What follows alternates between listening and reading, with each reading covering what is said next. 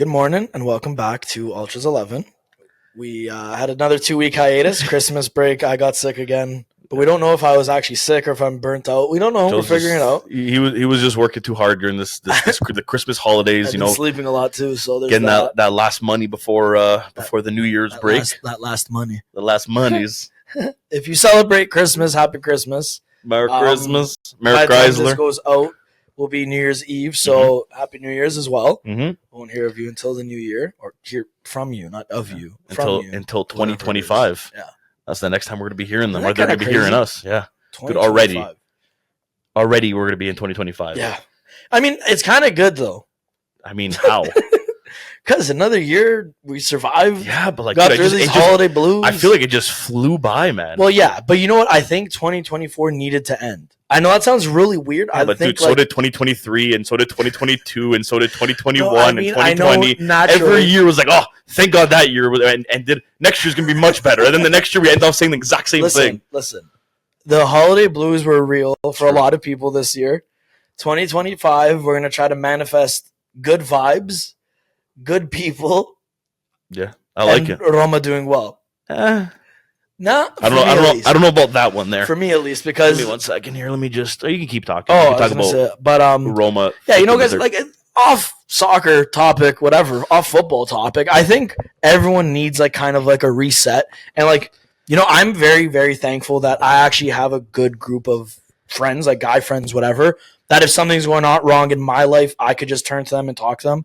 And we know, like, we're all there for each other, and it's great. Yeah. Some people don't have that, and that makes holiday season especially harder. And especially if you're a single guy or girl going into it, you see all the couples doing fun, fancy things. Like, I'll tell you, I'm the single friend. And, yeah, it does suck for me because I see all these couples going out. But, again, I'm grateful. I have a good group of friends that they include me in everything. Yeah. I'm with them, you know, like, might be the third wheel. But it's okay because I'm still enjoying it. I'm still happy. Joe enjoys the moment. I live in the moment. He's a Roma fan. Of course he enjoys it. He has to enjoy any moment that he can get. I'm a hopeless romantic because of fucking Roma. I was telling my nephew that yesterday too, actually, and how like me being a Roma fan sculpted my life. Your soccer team sculpted exactly the man that you are. It's actually like a thing, and I don't like it. It's like you look at all the teams I support, and you see how my mindset is. It's literally that of these teams. I'm built up just to come crashing back down. And I know everyone's going to turn around and say, yeah, but I'm the same way.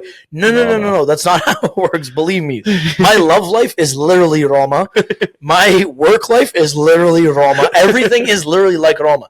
It's going fucking amazing. I think it's good. Then we're in relegation again.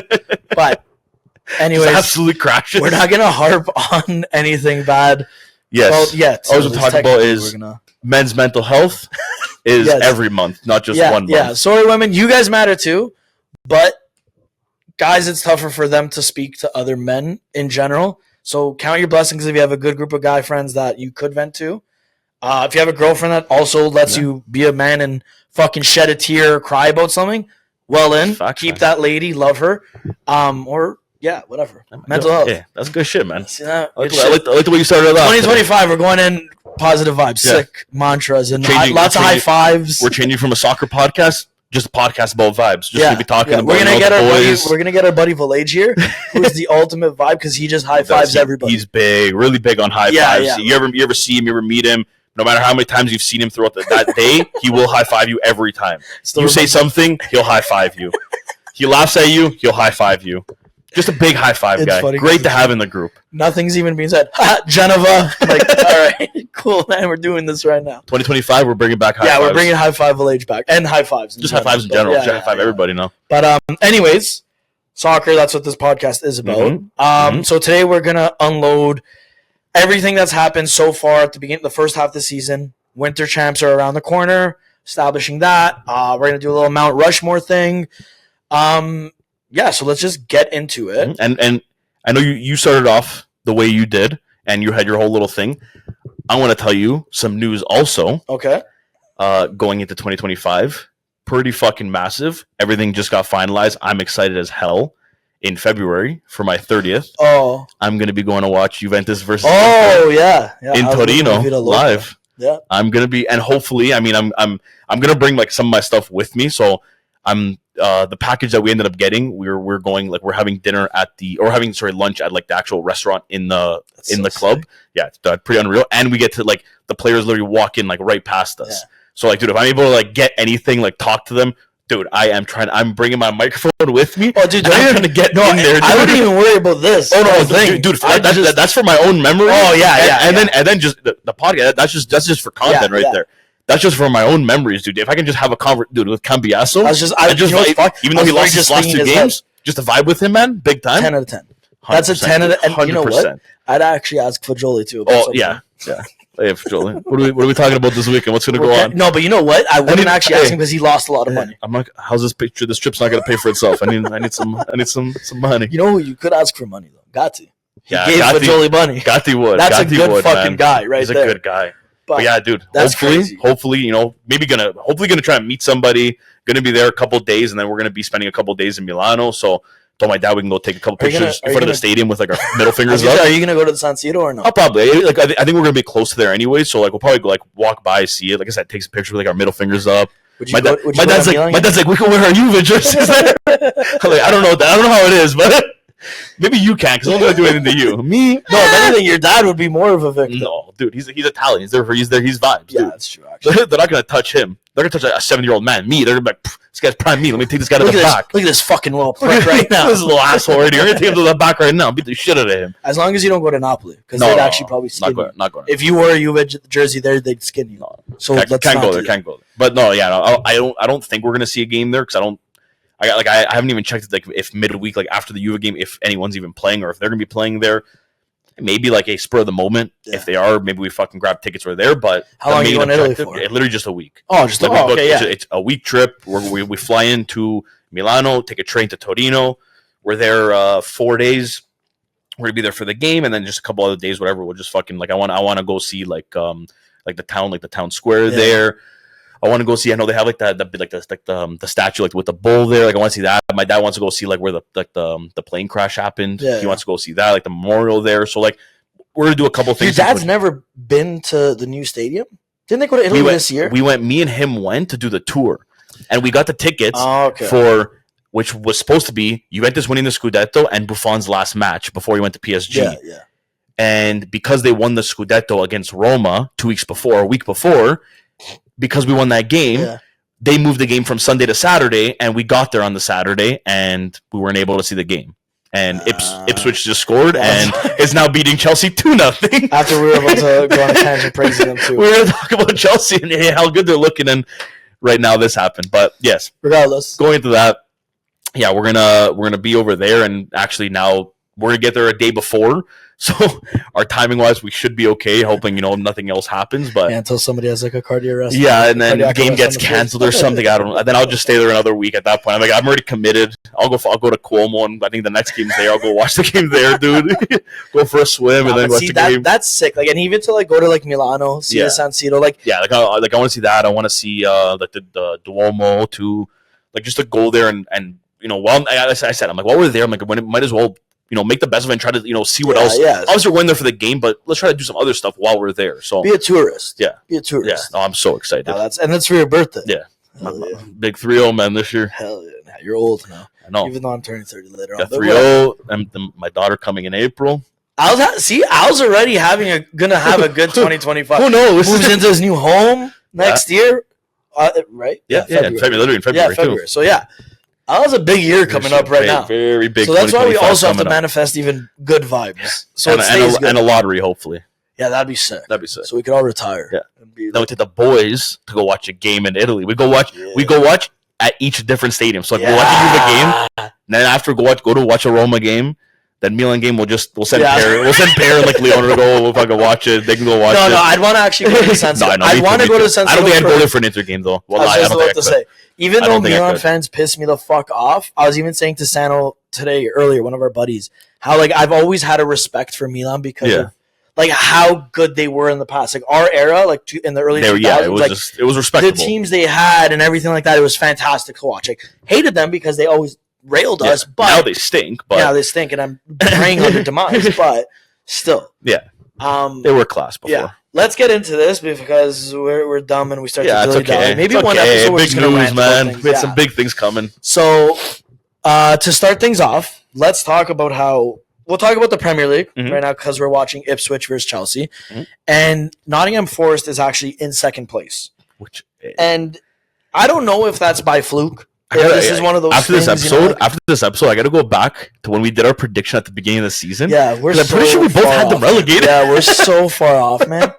Like even looking down, I think we all also we gave United a little bit extra of a push. I don't think I did. I think we did. I think I put them top 10, but not by much.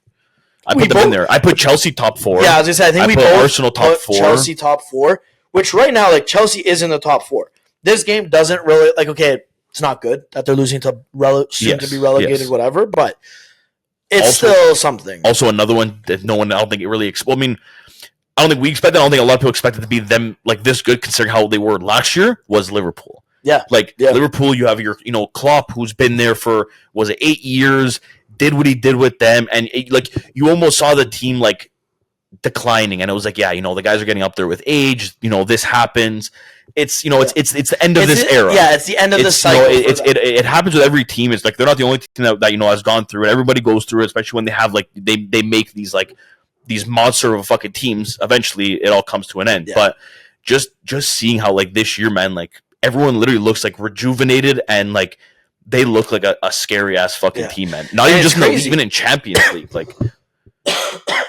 Sorry, it's okay. Sorry, getting choked up because I hate Arne Slot. Anyways. It's kind of crazy too because I think you and I both predicted. You good? Yeah. Oh, sorry. I was trying to. I think I couldn't hear you for a second.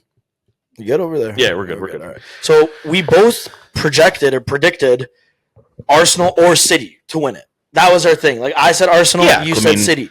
Dude, and the last 2 years, that's literally what it's. Yeah. That's been the title race. If there was any year for Arsenal to finally get there, take that final leap, it would have been, technically speaking, this year. This was the City's year. Not experienced a good run of form.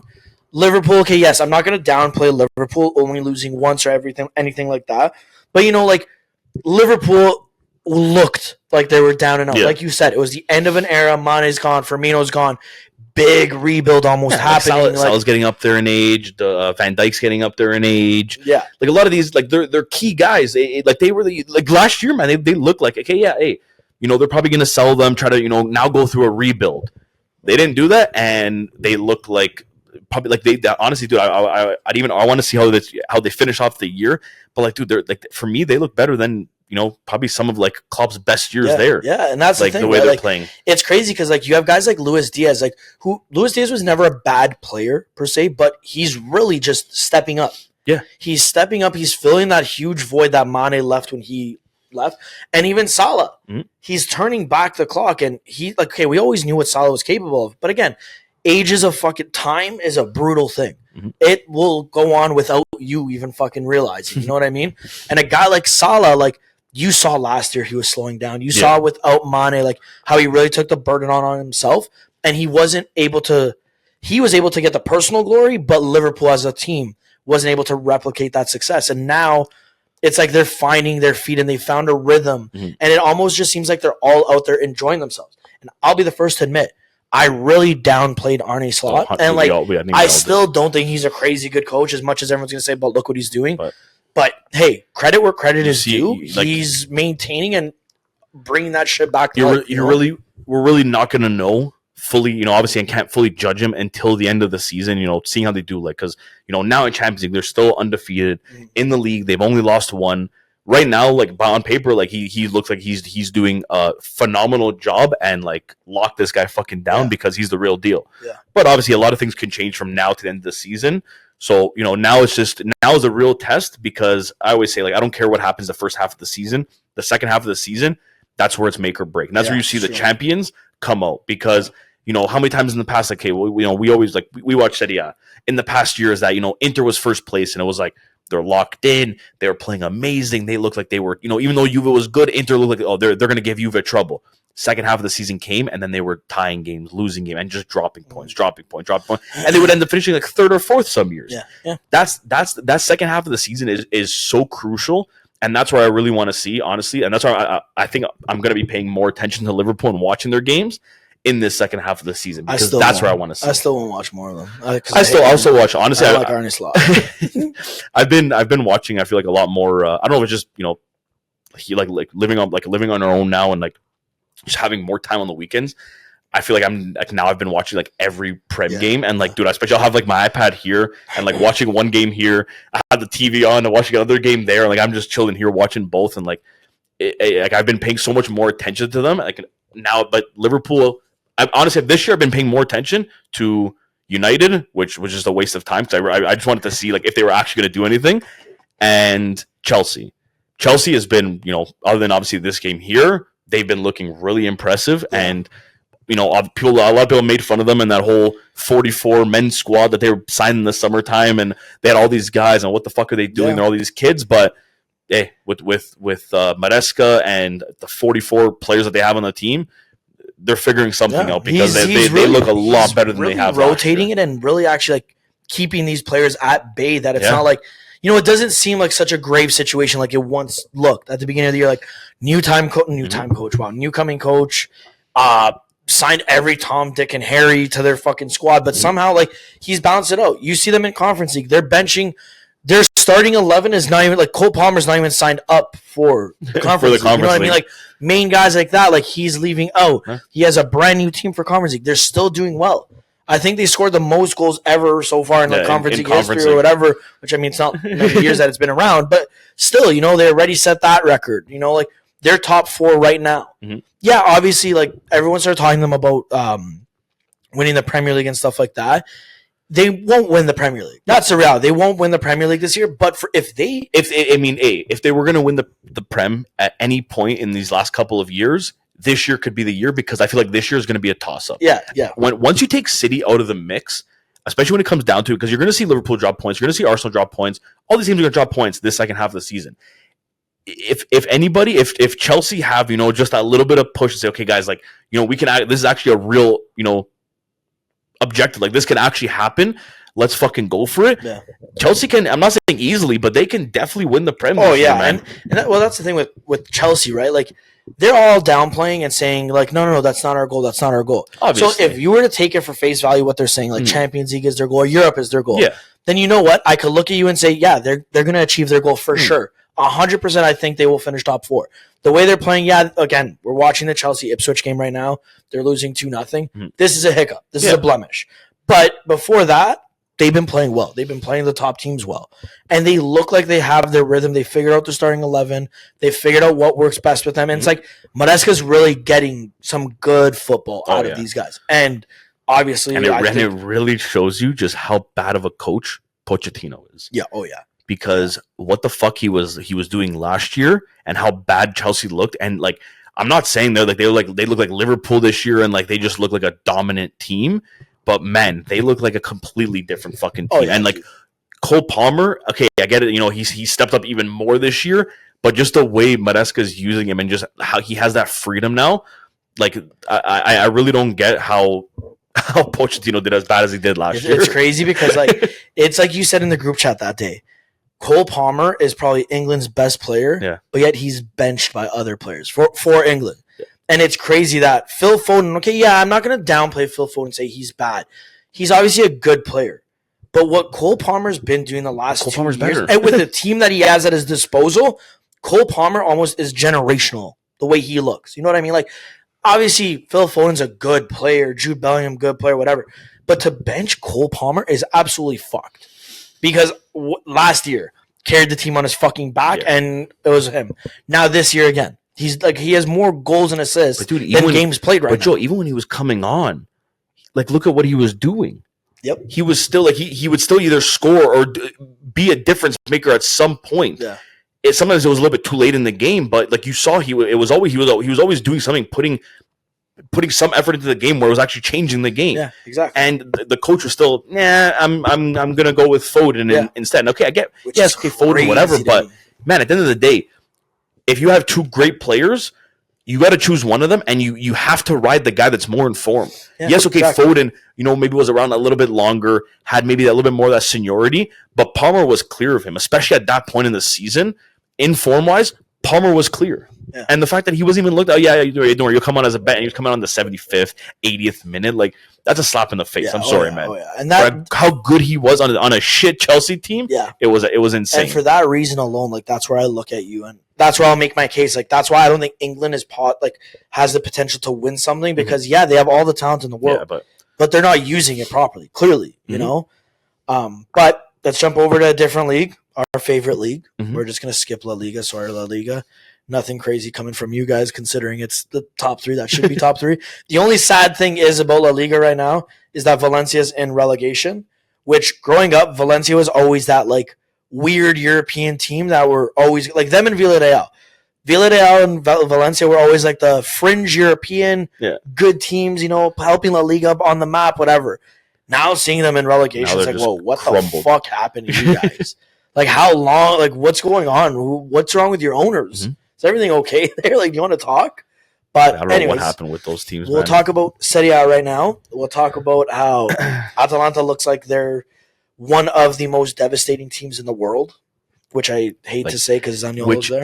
It's so fucking... Dude, they sell every fucking year. I know. And they look better after they sell. I know. Like, I am honestly, like... I have no beef towards them. I have no sourness towards them. I have nothing but, honestly, I have nothing but praise for them. Like, if they, I know you said, oh yeah, I don't want them to win the league because fucking they're another fucking lower team, and that could have been Roma. Okay, I get where you're coming from. I'd probably be in the same boat. I'd probably, honestly, if there's any team that's supposed to make that story, that a dog story, it's Roma. That's what I mean. Like, I'd probably be the exact same way. But if anyone's gonna win it this year, I would love to see them. Yeah, I would love to see them, man. Even for Gasperini, like, man, the shit he's done and what he's had to go through every year, like, dude. Okay, at the end of the day, okay, yes, you know, Koopmeiners isn't performing to what he was last year with Atalanta, but what he was doing with Atalanta and how key of a player he was with Atalanta, and then losing that. Yeah. Normally, like, dude, big teams, when they lose a guy like that, like, it's noticeable. Like, look at Real Madrid. I don't care what anybody says. Look at them now this year without Toni Kroos. Yeah. No matter, they have Valverde, they got Camavinga, Tchouameni. Nobody is like Toni Kroos. Toni Kroos was in a class of its own, and him gone, you notice it now. Yep. It's the same thing with Atalanta, but the problem is you don't notice it, and they replace it so well. And that's the thing. That it literally, it's like okay, we're losing this guy, we're getting good money for him. Let's replace him with this guy who is younger and actually just, you know, is just more hungry and looks better, and he's playing better than him. It's just crazy because realistically, when you see their team too, it's almost like it's built off of rejects. Yeah. You know, like them and Fiorentina, like... Literally, I was going to say, them and Fiorentina... I'm not saying rejects as in they're stupid or whatever. Like, they're just rejected by their teams and almost written off. Players that couldn't do it with their like, you know, a lot of them were like their their boyhood club. Yeah. A lot of them were with that. It just didn't work out. They ended up either Atlanta or fucking Fiorentina. Yeah, and like, look how they replaced Koopmeiners. They replaced him with who? That guy Brescianini. Yeah.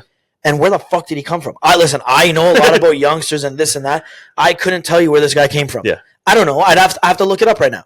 And the fact that he just came in, replaced Koopmeiners, obviously not to the same effect. No. Obviously, because Koopmeiners was world class for them. You change your style of play a little bit to kind of suit the guys you have now, and like they're doing it like effortlessly. Like they're doing like Charles de Ketelaar. Yep. They're making this guy look like he's a regen of fucking Kevin De Bruyne and fucking, I don't even know. Eden Hazard had a love child with Kevin De Bruyne, and like this guy went from a $35 million. $35. That's what he looked like. A $35 million reject from Milan that just couldn't get it working, and then got sold to Atalanta, and now this guy is just literally like Kevin De Bruyne regen. Yeah. It's fucking crazy. Yeah, and then you Lookman, who he looks like fucking prime JJ Okocha. Yep.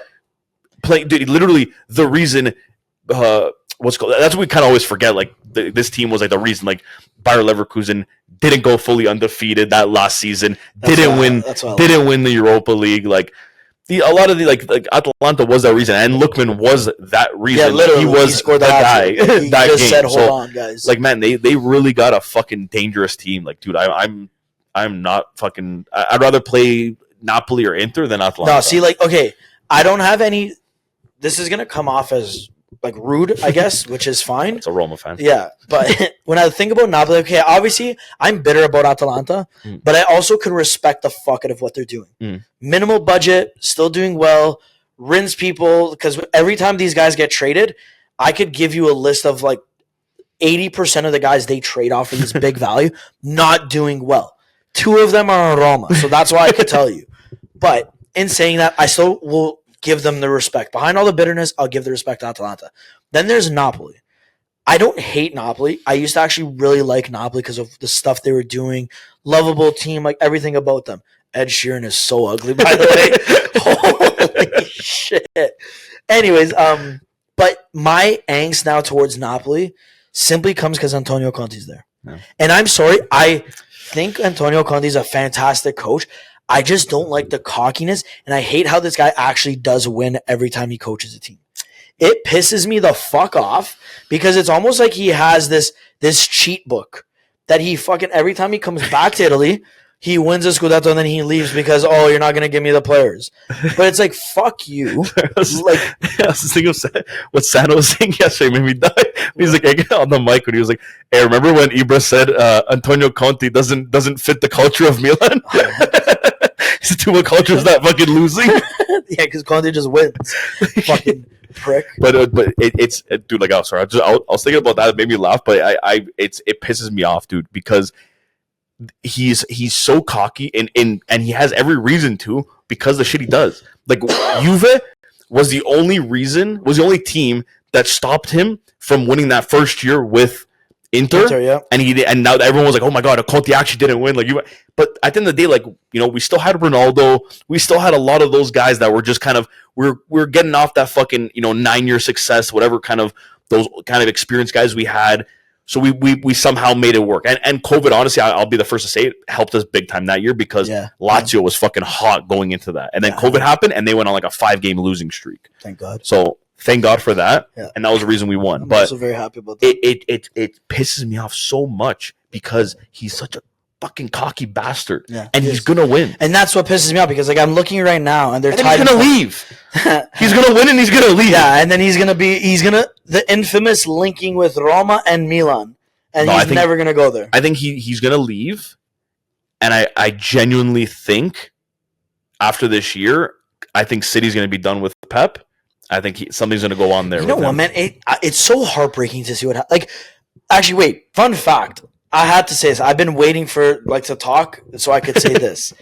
Off topic a little bit what we're doing, and then we're gonna after this. I say this. We'll talk about what I'm saying right now. Yeah, we'll say what you're saying, and we'll say what I'm saying, and yeah, whatever. Anyways, so I watch this video. I'm a big YouTube guy, which sounds weird, I know, but I watch a video, and it's about Pep Guardiola, and the caption was literally, "Did Pep Guardiola ruin football?"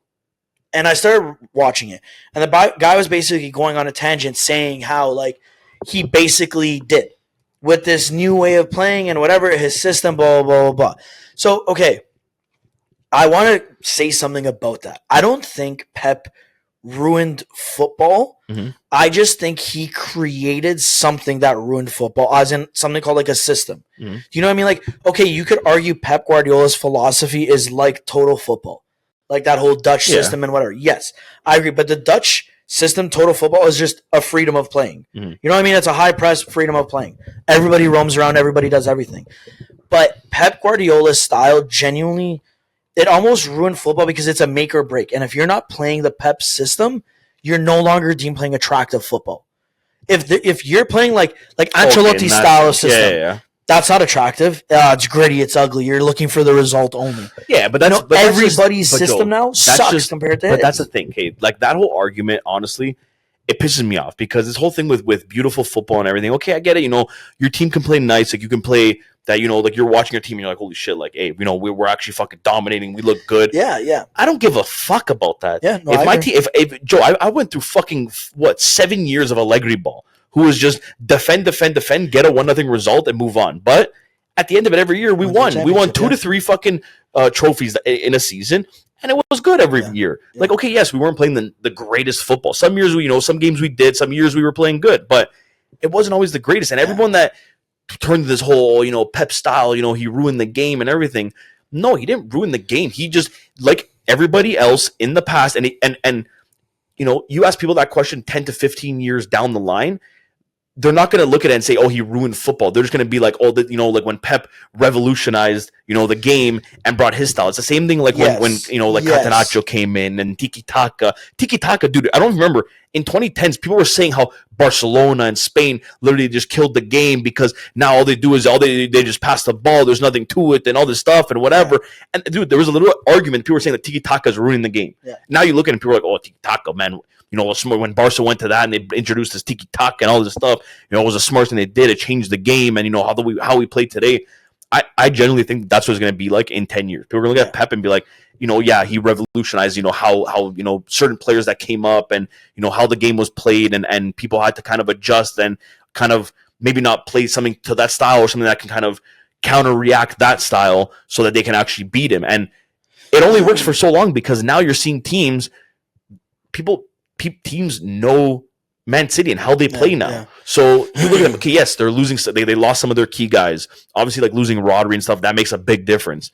But once you get figured out, man, they're like a lot of teams like that when they have this certain style that just works. Oh my God, that just works for them that good. It always comes to a point where it's going to collapse. Yeah. Prime example, Juve with that 3-5-2 when Conte came, dude. For 4 years. Nobody could even touch us. We would dominate. And then it was like that last year when Allegri was Allegri's second year when he changed to a 4-3-1-2. Mm-hmm. There was at the beginning, man, we were looking. That was when we started. We were in like last place. Yeah. And we jumped. We fucking climbed back up. We were going that 3-5-2, and we couldn't do anything. Teams had us figured out. Had to make that change, but we adapted, and that's what you have to do. And I feel like that's kind of like what City's going through. Is like Pep now has to kind of make that adjustment in his game because. Dude, now it's just looking like teams are just fucking wanting to play City because they know that they can get a result against them. And that's the thing. I don't to an extent. I don't think he ruined the game like people are a lot like saying. I think he revolutionized the game. Yes, where now it's like almost like basketball. Okay, you look at basketball. Not that I even know much about basketball, but I know a little bit about it. So I look at like Steph Curry. Steph Curry revolutionized the point guard role. Mm-hmm. That these guys are these guys are shooters. Deep threes, playmakers, and everything. They're almost a complete player now. Yeah. Wasn't like that at one point in basketball. You look at soccer. Players were expected like your right back and left back. Their job was to get up and down the field and defend. That was always a thing. Pep now made a false back where they play as a defensive mid. They play as this, whatever. He's revolutionizing the sport that going forward in 10, 15 years, you're not going to have players that they play the one position and that's it. You're going to have guys that are playing multiple positions. The only thing that sucks is the expectation of what the game should look like. That's the part where I'll say, Pep ruined it. But that's just people and not knowing they're stupid. Because, Joe, I think like you said, you brought up basketball. That was a perfect example. I think LeBron mentioned it this week. Like they were talking about, the game and like how it's changed. And like he was just saying like now it's just like, it's literally like you got to be able to shoot a three ball. Like your team has to be able to shoot threes. People are putting up like triple, quadruple of the number of threes. Like not saying like just putting up that they were, compared to 10 to 15 years ago. Yeah, but that's like, now that game is like if you're it doesn't matter what position you are, even if you're a center, you got to be able to shoot a three. Yeah. 10 years ago, if you were a center, all you had to do was be over 7 feet. And that's it. You didn't have to shoot a ball. You just have to be able to move and block a ball. Yeah. That's it. You didn't look at Shaq. Shaq became the player he was, dominant, couldn't fucking shoot a free throw. Yeah, exactly. But now you need someone that could do that. Someone that could shoot a free throw. Someone that could shoot a three. Someone that has another option on the paint. Yeah. But it's just like soccer. All those things, like you said, fullbacks now, they're completely changed. They're not like how they used to be. They're not just, defensive monsters and they can fucking run the field and whip it across. Now they're looked at as being, okay, you got to be more offensive. And, if you can just at least get back and just cover a guy, I'm happy. Like Theo Hernandez, phenomenal fucking left back. But put him in the game 10 years ago, he probably wouldn't be on he probably wouldn't even be in a top 6 league. Yeah, it's either that or fast, he seemed to, and he can score. Mm-hmm. Okay, but how's he defending? Oh, no, don't worry. He'll get back. He's fast. Yeah. But he actually sucks when he actually has to defend. Yeah. And, it's not just me talking shit. Like, it's a known thing. Like, you watch Theo play, he's not that good defensively. Yeah. But he suits the style of the play now, and that's why he's made it, and that's why he is where he is now because of that. Yeah, and that's the thing, right? Like, it's I think it's the spectators of the sport that don't accept evolution and like how the game is evolving. Yeah. And that's where it gets shitty then, because then they'll say like, oh, Pep's ruining it. I want some like 4-4-2 Brexit ball, like shit like that. And it's like, No, like we've come like okay. Don't get me wrong. I will still appreciate a good park the bus. You know what I mean? I know it sounds shitty to say and whatever, but you know that old school catenaccio, the Italian style of we get one goal, let's fucking hunker down. You know, there's still beauty in that.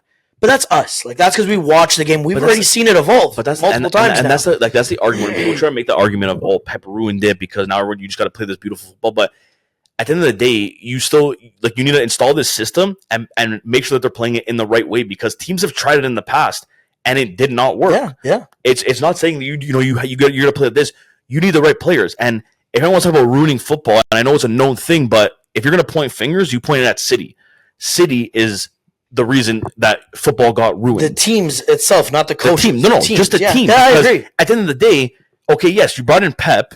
Pep asked for certain players, and he literally got almost like the best players in each position for his team that suited his style of play. So, yes, of course, his style, which he's a great coach. He's a smart guy. He knows what to do. He knows what he's doing.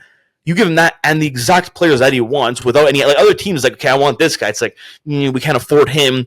This guy's similar. He's 30 mil cheaper. How does he work? Yeah, he's okay.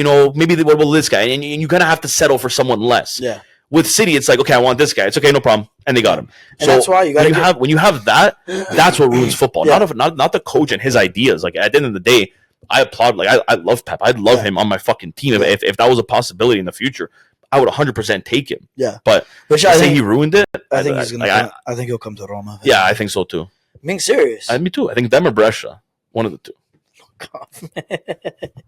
Brescia doesn't have money. Yeah, okay. We have money. But he has money. He's gonna buy Brescia and then hire himself. He's gonna come back home because he always said he likes Roma. And I'm like, hell yeah, brother, you played with us. That's why. Come. He had to go to Coach Lazio. I honestly, at that point, I said I love the Rome guys. Anything I said about Pep Guardiola being a good coach, he's dead to me. He's a horrible coach. He's the worst thing I've ever seen. But okay, we talked about that. Let's get into our final topic of the day. Okay. So Mount Rushmore, it's a monument in the States. Mm-hmm. We're not American though, so whatever. Well, we know about it. So essentially, I actually have a question for you though. How do you want to go about doing this Mount Rushmore? So we have to select 4 players from the team we mentioned. Mm-hmm. But are we going to do 3 players and then one of their most monumental coaches, no, or do you want to do 4 players? And if you want to say a coach that stands, if you want to do it, no, just to keep it like fun and easy, I say just name 4 players. Okay. So I've seen both. Leave the coach. At the end of the day, like that, we know, like, dude, I like on yours. I know, like for Rome, like you probably put Ranieri up there. I know you're probably gonna put him. Like, but at the end of the day, like we know already. He's thinking, dude, who am I going to put? I'm going to put fucking Lippi. Am I going to put fucking Conti, Allegri, fucking, like, who am I putting? I'd put Allegri. I put Mad Max, too. Just him with no shirt. That thing taking off his jacket. Okay, so let's... No coaches. No coaches, just players. Yeah. We'll start off with other team, like people that other people watching this may not know played for them. Mm-hmm. We'll start off with a team like Fiorentina. Okay. Let's start with Fiorentina. Let's go through 4 players. Let's try to agree. Are we like one? Yeah, we'll do one and one. If I disagree, whatever. If you disagree, frig you. It's my opinion. Okay. So I'll start it off. For the first one for Fiorentina, I will say it's got to be their big number 9. Gotta go Dusan Vlahovic. Oh, thank God. No, I'm kidding. I'm going Batistuta. No! I can't say him then for Roma. Why would I say Vlahovic? I wouldn't even put him on you, man. Nerd. Oh, my. I'm done. I'm not doing that. That's it, guys. You can put him on Roma, too. No, it's 1 per team. But we're doing each team, man. No, we're not. No, fuck you. Don't worry. It's going to come full circle. Watch. I don't know. Okay, Batistuta. Okay. Okay, for me, I have options though. So like, even if you take one of mine, I know. Like Juve's D'd. So for me now, for Fiorentina, I'm gonna go with Rui Costa. Okay. Generational. Love that guy. Favorite player of all time. One of my favorite players of all time. Okay. The next one I'm gonna go with for them. I mean, I think it was the only Fiorentina jersey I've ever owned. So I feel like I have to put him in here. Luca Toni. You know what's crazy? I was debating man. In my head. I'm like, is Luca Toni is he noteworthy enough? No, 100%, to go there? Man. But he is growing up, man. He is. Dude, he had like 4 or 5 seasons before that World Cup that this guy was just he was a scoring machine. Then he goes to Bayern, scores like 30 goals with his head, and then comes back to Serie A and wins top scorer at the age of 39. So maybe we say that he's there instead. No. Fiorentina legend. I put him on Mount Rushmore. Okay. For me, the last one, this is more of, okay, I'm going to say a name. It's more sentimental. Okay. It's not so much like he is one of their best players. I can list 3 other players. Like, I would say Adrian Mutu's up there. Mm-hmm. You know, I would say Aquilani. Toldo. Like, there's a fair... Even fucking guys like Sebastian Frey. Yeah. So, like, when I think of Fiorentina, I still Frey think of him. You know what I mean? Like, he was pretty massive. So he'd be a guy. But the name I'm going to throw in there, Davide Astori. Okay. RIP, club captain, died at a young age. I think, and he also played for Roma. Respect that. So he's a guy. He's in the Mount Rushmore. Something with Roma. No, I had to throw that in. No, but Astori was a solid servant for them. Okay. So I'd say Davide Astori. Okay, so that's it now for Fiorentina. Yeah. So the next team we're gonna do is Milan. Okay. Okay. So you started off. Fuck this. You know what? There's so many. So I'm gonna go with the most obvious one. Okay. Then for them, because there's so many of them, I'm gonna go with Clarence Seedorf. Sorry, Kaká. Yeah, I mean, I was gonna say Maldini, but I feel like that goes at some point, one of us is gonna choose. That's Maldini. why one of us will say Maldini. So he will definitely not be forgotten. I mean, since he was already mentioned, that'll be my first pick. I'll say Maldini. Yeah, just to get that one out of the way. How do you like? It's like word association. Yeah. Milan Maldini. Like it's just it's a known thing. Yeah. It's like you're gonna do a Juventus Mount Rushmore. Del Piero's already gonna be in there. You already know, 100%. We'll wait till we get to that. So, okay, so we have who did I say? Kaká, right? You said Kaká. We got Kaká, Maldini. Kaká, Maldini, and then the next one I'm gonna have to say, I'm kind of torn because I would like to say Cafu. Oh, because one of my favorite right backs of all time. I thought you were gonna say Carlos Bacca. Who? Carlos Bacca. No, I was thinking Luis Adriano. We should do a Mount Rushmore. We should do memes. Yeah, just troll players for Milan. The meme Rushmore, but. I'm gonna say Van Basten. Oof. I think Van Basten. Okay, dude, we're obviously not old enough. Retired at 29. Guy had 3 dude, fucking Ballon d'Ors. Say that guy, if he played to a proper age, probably would have conquered the world. If he played like Ronaldo, Ronaldo's playing still now at 40. And that's why he has to be in there. So that's crazy. Okay, so we got Kaká, we got Maldini, we got Van Basten. So the last player, I'm probably gonna say for them.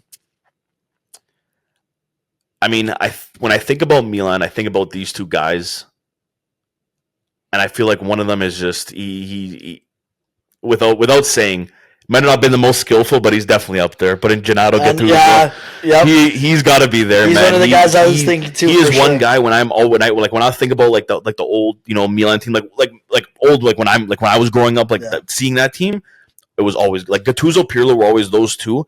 But man, Gattuso was just like he was the fucking heart and soul of that team, dude. It's something to say about a guy like Gattuso. Like he really didn't have any skill. No, let's call a spade a spade. He didn't have any skill. Yeah. But I cannot picture a midfield that Milan with Pirlo that didn't have Gattuso beside him. Like you put Gattuso in now today's game, he's probably not going to make it. Oh, he's going to have a red card every single day. He's probably going to be in the 3rd division of Italy. Yeah, and no one's even going to know who he is. Yeah. But back that style back then, what it was, he fit it perfectly. He was like an Italian Keane, and he was the engine for that Milan team. Yeah. So I would say him putting him as that. It's funny. I saw this video actually, and you see it's like Gattuso fighting everybody. He didn't give a fuck who you were. He got in your face. He was ready to fight. Only one man did he just bow down to and not fight, and that was Paolo Maldini. And when I saw that video, and you see Maldini giving him shit, and Gattuso was just like, okay, no problem. Okay. I'm just like, wow. No problem. I'd probably do the exact same thing because how do you look that good and play that good? Man, you got to respect. You got to respect the captain, man. Yeah, especially if he looks that good. That's the captain. Yeah, for real. Respect. Man. Even nowadays, he's still a stud. Okay. What one are we doing next now? Next one, get it out of the way. Lazio. Oof. Okay, I'll start it off. There's nobody.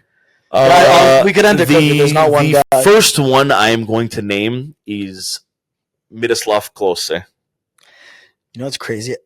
All the guys I had in my head that I was going to say that I could have potentially said, he wasn't one of them. Why? I just forgot he played. Honestly, a lot of people do forget that he played on Lazio. And he was there for a while. He was there for probably 4 or 5 years. Yeah, probably. That's the worst thing. Fuck, they suck. It shows how much you care about them. Yeah, fucking. If I put him. If I could put a blank space on this Mount Rushmore, I would. You got to put somebody. But when I think Lazio, there's 3 names. Oh, dude, for you, man, it's easy. I already know the first one I'd pick. Go. Who are you gonna pick? I'm not gonna pick your boy over there. Who? Your boy. Don't worry. Who's my boy? I'm gonna say because I think Lazio right away because I remember growing up and I didn't understand his celebration, and my father explained it to me, and I just thought it was comical. It's not a good celebration. I just always used to think this is so fucked up. Like this guy's proud. Good for you, Paolo Di Canio. Okay. You know that I do associate him with Lazio, and he was a solid player. West Ham fans would agree with me. I hope at least Di Canio put aside his political views and everything like that. He was a solid fucking player too. Yeah. So Paolo Di Canio, Mount Rushmore for Lazio. Okay, I'll give him that. Okay, for the third person on the Mount Rushmore, I got 2 names in my head. One of them, I'll feel like I'll save for you. I don't know if you're thinking about him. The next one, I just love him because he was a fucking shit kicker and just love those kind of players, man. Gotta go Gaza. Really? Yeah. Again, a name I didn't think of. I gotta go Gaza, man. That's actually absurd. I'm literally like, I had my 4 guys. My 4 guys in my head. I thought I was thinking Nedved, Veron. No. What's that guy that he's not good, but he's been a life. Radu. No, is it Radu? Yeah, Radu. Yeah. Lula, like those guys I was thinking in my head. Gaza and fucking close it. Not even a thought. Gaza and close it, man. Those are my so for me to finish it off, it is tough. No, dude, so easy. No, because I want it. Like I said, tactically, it's super easy. I said 2 names already. I would love to say either Veron because he was generational. La Bruja. I love. Think of left back. Left back. Anyways, played for Roma after he celebrated against them. Oh, Colorado. I was gonna say him. Colorado, not a name again. I was gonna say him. But I was like, okay, I'll say him. Maybe Joe's gonna say him. Crazy. Al has more Lazio knowledge than me. I just know fucking players. I was gonna say Nesta. My last one is Nesta. Yeah. So that's who I'm going. Dude, I was thinking about those players too, but I was like, okay, because first I was gonna save Nesta for Milan, but we already did Milan. Didn't say him, so he's not making a list. Well, that's why I want to put him in it because he deserves respect. He was a very good Italian. Well, in general, he was one of the best center backs to ever exist. So he deserves his flowers. It's a shame that we're putting him with the team we're putting him with, but here you are. You made a Mount Rushmore, but didn't even think of Kolarov either. That's crazy. Stupid man. Okay, I wouldn't even thought about him. Now we'll finish it off before we get into our own teams. We're gonna finish it off with Inter. Okay, go through theirs. I don't think neither of us are gonna like this one, and then we will go the next round and do a Roma and Juventus Mount Rushmore. Yeah. So start things off with Inter. You go first player. Okay, first player for Inter. I'm going to go with Vieri. Okay. Bobo. Okay. Because growing up, my older brother was an Inter fan before he changed over to be a Juve fan. But one of his guys, one of the reasons why he loved Inter as much as he did was because of Vieri. So I watched a lot of fucking Vieri. A lot of Vieri. Even when he went to Atletico Madrid and Monaco and whatever, my brother made sure we watched Vieri. And I grew to love Vieri as well. Yeah, so I grew to love him too. And I think he's one of Italy's best number 9s. So Cristiano Vieri, you make Mount Rushmore for Inter. Okay. I will go with...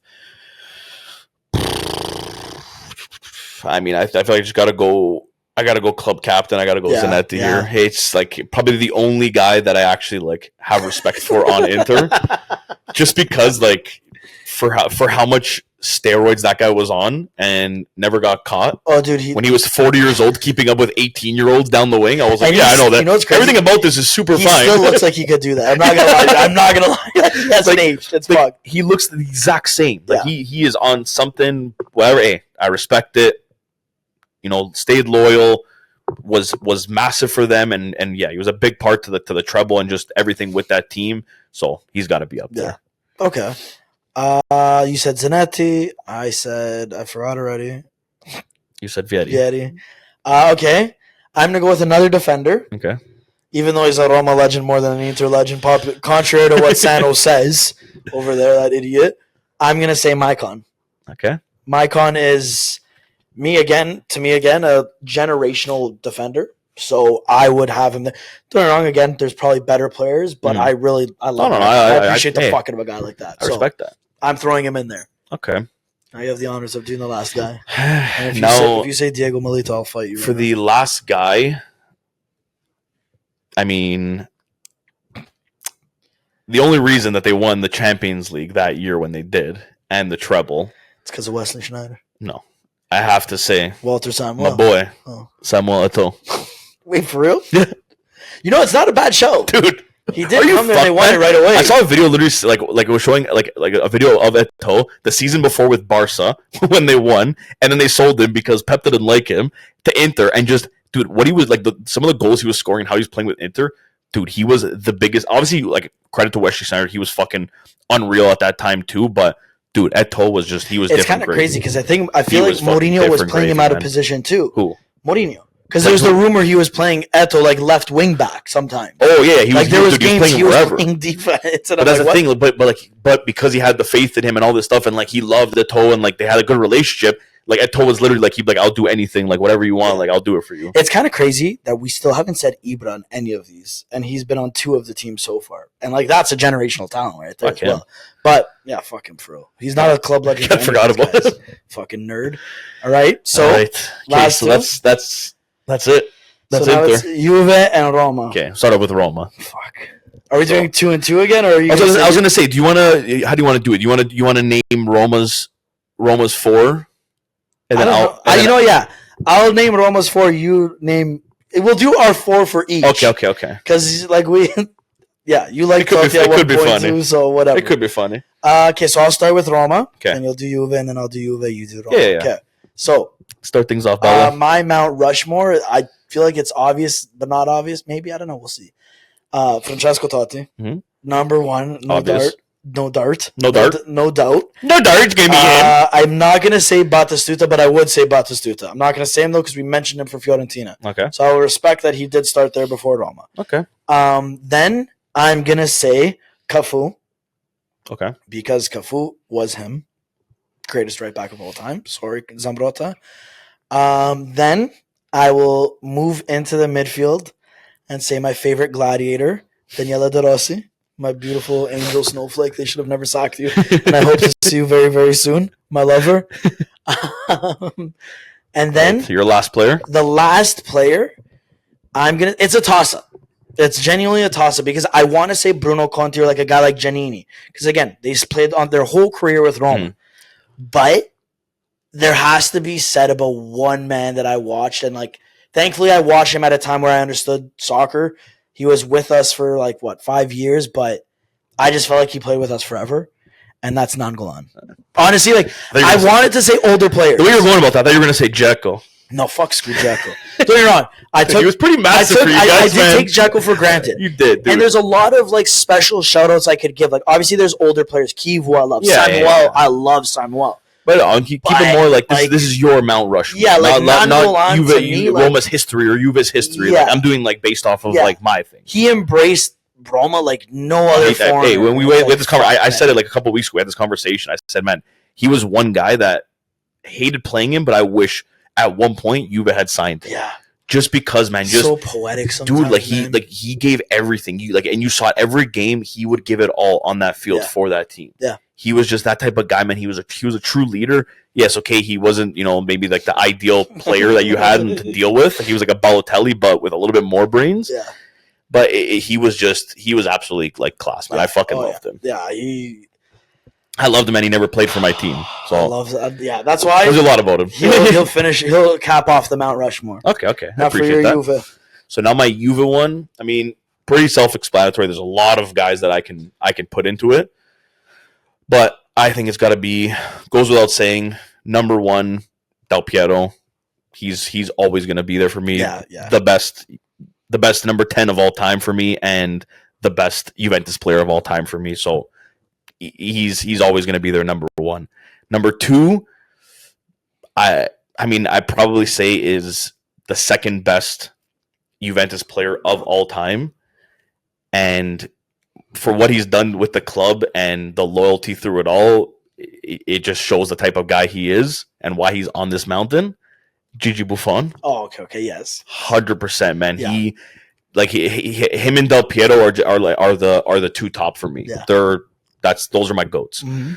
And then the last two spots, honestly, like there's a lot of guys that I could have honorable mention, like Nedved. He can definitely be up there. Wow, he's not going to be in there. Not going to be in there, okay. Not yet at least. Okay. The third spot, it's going to go to my boy Claudio Marchisio. Okay. Another one that he wasn't like a Pirlo, wasn't like a like a Gattuso. He was he was one of those guys that you didn't even know half time he was playing, but he was doing so much. Yeah. If you did, you wouldn't even know what the fuck if you weren't paying attention. So he was always one of my favorites when we had him, and I'll always remember just how good he was for us and just how loyal he was with us. Yeah. And then the last spot for me, it's a toss up between two players, and either one of these guys can be on there, and I don't think it would be with even a question. But I'm gonna have to choose one, and I'm gonna say Giorgio Chiellini. For me, it was a toss up between him and Pirlo. I know Pirlo didn't play all of his years at Juve. Everyone's like, oh, he played 8 at Milan and only 4 at Juve. Okay, yeah, they still came in and owned that jersey. People don't understand, man. Like, and I'll say it as a joke. Like, Milan, Juve legend. For me, he's still a Juve legend. For what he did coming there, when Milan thought he was done, and they're like, yeah, okay, no, we're not going to re-sign you, and thinking that it's the end of his career, and this guy goes and wins 3 Serie A Player of the Year 3 years in a row, and just shows everyone, really fuck you. Yeah. Who doesn't got it? Who? So for me, like he's definitely close, and I would definitely put him in there.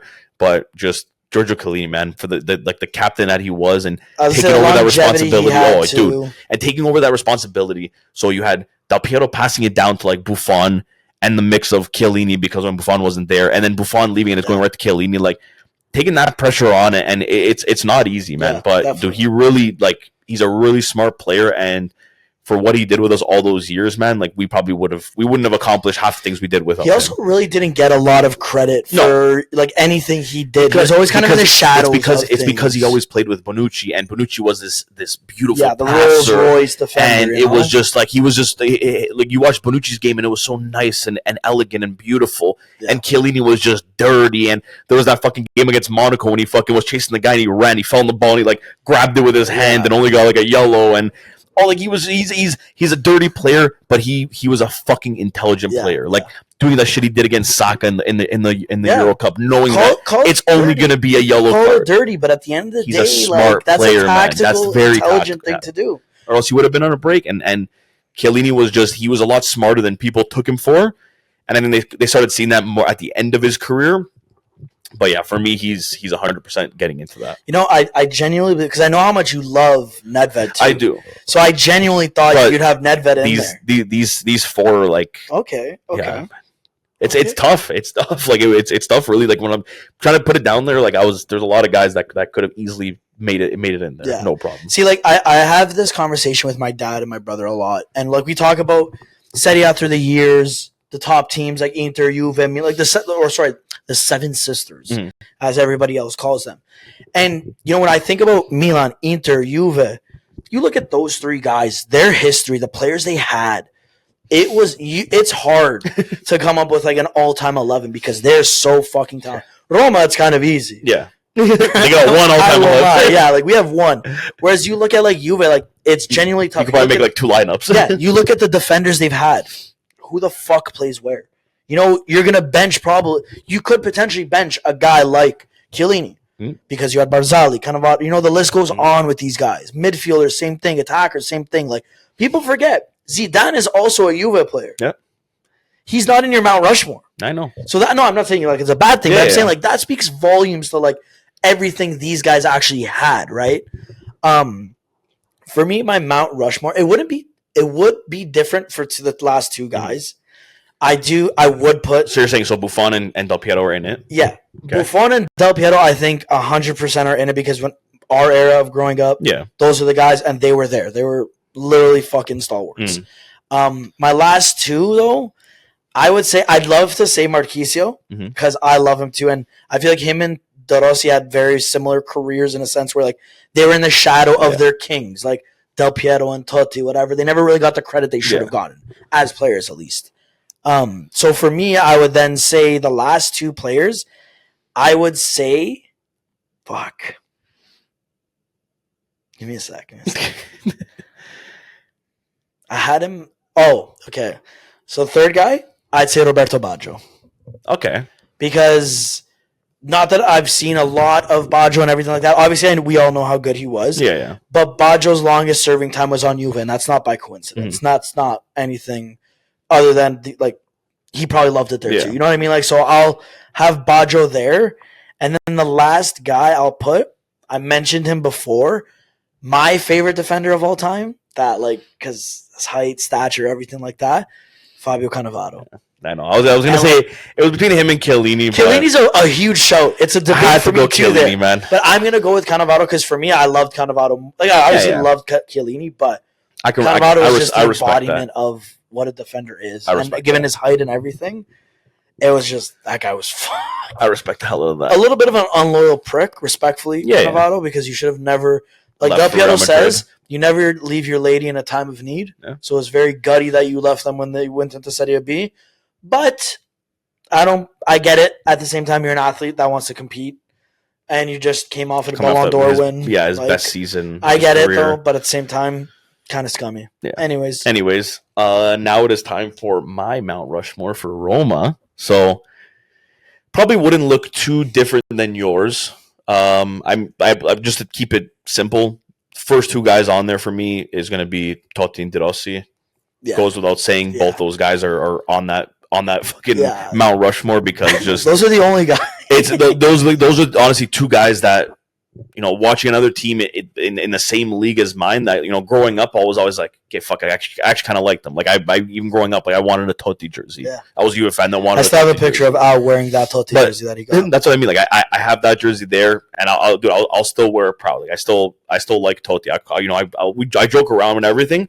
Still think Del Piero's better, but I still respect the guy. Yeah. And De Rossi was another guy that just I hated playing him. But I respected the hell out of him. Yeah. And it was always one guy that I'm like, man, I wish Juve can sign this guy. Like, dude, what are you doing at Roma? Just fucking come to Juve. You're trying to win something. Come here. All the players should have eventually went to Juve. You fit with us. Just fucking come. Yeah. But yeah, so he was always one guy that I always wanted on my team. Never ended up getting him. Now the last two, it's gonna be a little bit tough. But not a lot to it really isn't. But the one guy, I mean, I mentioned him earlier, and I think he's definitely got to be there because for like when you look at Roma and just he was majority of a meme most of the time, but the guy just was always fucking scoring was Dzeko. I'd put him on there just because, man, like from what we've seen, like dude, he was like a fucking. Maybe at that because at the time with fucking Ronaldo and all that stuff. Okay, not say like a top fucking 5 striker, but he was a top attacker at that time, man. And playing on Roma, staying loyal to them, and keeping them alive, dude. You like the only reason you guys didn't win a couple Scudettos was because of it was just bad timing. Yeah. Put that Roma team now with that fucking Dzeko scoring the way he was, Nangolan playing the way he was, like you guys easily won that league. Yeah. It was just bad timing, but I really think that like Dzeko was like you guys had almost like a fucking like a Higuain of your own that was just like a, not much talent, but just a natural goal scorer. Could fucking like just put a ball in from anywhere. Yeah. So I put him up there, and then I think my last one, it would probably be a toss up between. Probably Iturbe. And no, okay, no. Honestly, I think the last one. I mean, that's what I was gonna say. I was gonna say it's probably a toss-up between Gervinho and El Shaarawy, but I'm gonna say El Shaarawy. Yeah, okay. I was gonna say Gervinho wasn't El Shaarawy. Again, he was just one of those guys that I feel like for Roma, he was just he was always there, and when he was asked to come about and either come on as a sub or start the game, he always had an impact. Yeah. And like he's still fucking kicking, he's still over there. Somehow. I would put him on. Like, I know the show goes to I would have put Florenzi for that time when he scored and went to go hug his nonna, but like it just sucks because I feel like Florenzi, like he had so much more of a higher ceiling and just didn't get there because of injuries. Well, not only that, it was also that 1 year under Spalletti when he came back as a coach. And he played fucking right back. Yeah, we needed a right back. Florenzi threw his hat in the ring. One game good, then 10 fucking miserable games, and then somehow he just became a right back. But his best positions were center mid or right wing, like in attack, because that's what he was thriving at. But Florenzi is another guy for me. I would have had him there, but it's like he didn't have longevity enough. You know, he just didn't live up to what he should have. Yeah. Like again, if that got ruined because of Spalletti or what the issue was, but he definitely could have been up there. But sorry, man. I mean, again, Batistuta would have been in my Rushmore for Roma. Again, I literally said it for Fiorentina. But I was gonna say, I don't want to say it again. Opinion, although he did win a Scudetto with us, and that was our TSN turning point, I still have to say he's more of a Fiorentina legend than he is a Roma legend. Yeah, he's just more of a legend for me because we finally got glory. I was even going to say because of him. Osvaldo. Danny Osvaldo became a Chris band member of sorts. Just could have said him. We inspire art. Could have said, what was that guy's name? Vasily Torosides? No, actually, honestly, one guy I actually forgot about. You're talking about now. Troyanos Dallas? No. Oh. Your center back. Manolas. I was in the Konstantinos Manolas, man. He gave you guys that moment that you can still find on YouTube and rewatch and relive. The Greek god in Rome. Like, I mean, I feel like he's got to be up. He's got to be on some sort of list, man. He would be on the Mount Rushmore of greatest Roman moments. Yeah. I don't know if I would say a Mount Rushmore for a team. He was fucking good with you guys. But he was actually, he was when he was solid, with you guys, like he was solid. My anal king. I shouldn't be saying that, sorry, guys. And on that note, we're going to be ending off on Manolas, the anal king.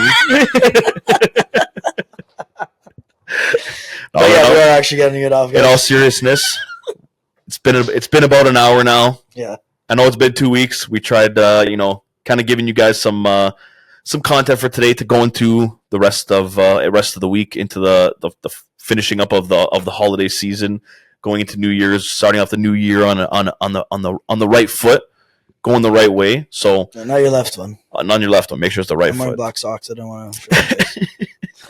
I think they saw your socks because your feet were crossed the whole fucking thing. Yeah, my feet can't touch the ground, guys. I'll adjust it out. I'll cut it off. Figure that out. No, but anyways, guys, we hope you have a happy New Year. We hope you had a very Merry Christmas or a Happy Holidays if you want. You know what? Yeah, Merry Christmas. We're Catholic, so we say Merry Christmas around here. If you don't like it, don't fucking listen to us. Yeah, that's fine. Don't care. Yeah, like Andy Tate said, don't care. Yeah, that's true. And if you haven't already, don't forget to follow us on TikTok, Twitter, and Instagram. That'll be a beautiful post-Christmas gift for us. We love that. We love you. Mm-hmm. And until then, we will hear you next week, and we will see you next week. Hopefully, 2025, new year, new us, same us. New use. Same studio. New use forklifts. Maybe. Anyways, guys, we'll hear you next week. We'll see you next week. Ciao. See you later.